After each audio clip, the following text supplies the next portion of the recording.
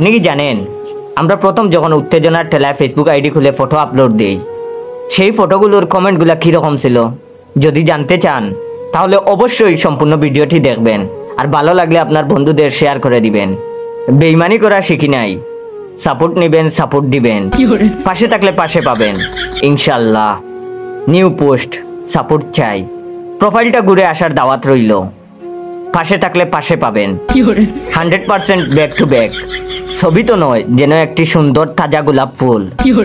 ইয়া আসলে একটা দুর্দান্ত ছবি, অসাধারণ মুখভঙ্গি আর চোখের দৃষ্টি, মিষ্টি মুখের হালকা দুষ্টু হাসিতে চেহারা আরো বেশি ফুটে উঠেছে। চুলের স্টাইলটা বলতে হয় না, আর পোশাকের তো যেমনই রং তেমনই ডিজাইন, সব মিলিয়েও অসাধারণ লাগছে। এমন পোজ জাতি আগে দেখে নাই। ছবিটির অসাধারণ ব্যাকগ্রাউন্ড আমার মনকে ছুঁয়ে গেছে। ছবিটি ক্যামেরার অসাধারণ ব্যবহার হয়েছে, সঠিক জায়গা থেকে সঠিকভাবে ফোকাস এবং ফ্রেমিং করা হয়েছে। এই ছবিটি যে তুলেছে তাকেও ধন্যবাদ জানাই। আর এই ছবির এডিট ছবির মাহাত্ম্য আরো বাড়িয়ে দিয়েছে। মডেল হিংসার কারণ হবে এই ছবি। অসাধারণ মডেল, ফটোগ্রাফার, লোকেশন এবং এডিটের মিলবন্ধনের কারণেই আমি এত সুন্দর ছবি দেখতে পাচ্ছি। এমন ছবি ফেসবুকবাসী ও সারা বিশ্ববাসী আবার দেখতে চায়। শেষে কিছু আবেগগীত কথা বলতে চাই। এত সুন্দর একটা ছবির পোস্ট কমেন্ট করতে পেরে আমি আজ আনন্দে ভাষা হারিয়ে ফেলেছি। প্রথমেই বলে দিতে চাই, পোস্টে কমেন্ট করাটা খুব সহজ কাজ ছিল না।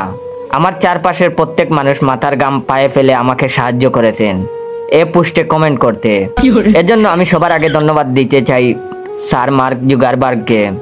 উনি না থাকলে আমি আজ এ পোস্টে কমেন্ট করতে পারতাম না।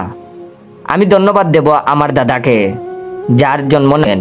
আমি ধন্যবাদ দেব আমার দাদাকে, যার জন্ম না হলে আমার বাবার জন্ম হতো না, আর বাবার জন্ম না হলে আমারও জন্ম হতো না, আর আমার জন্ম না হলে পোস্টে আমি কমেন্ট করতে পারতাম না। আমি ধন্যবাদ দিতে চাই আমার জুতার ফিতাকে। একদিন জুতার ফিতা বাঁধতে গিয়ে আমি বড় দুর্ঘটনা থেকে বেঁচে যাই। আমি আরো কিছু লিখতে পারছি না, কারণ আমি আবার বেশি প্রশংসা করতে পারি না, বেশি কথার কমেন্ট লিখতে পারি না। আপনার পোস্ট কমেন্ট করতে পেরে আমার হাত কাঁপছে, আনন্দে আমার চোখ বেয়ে জল গড়িয়ে পড়ছে।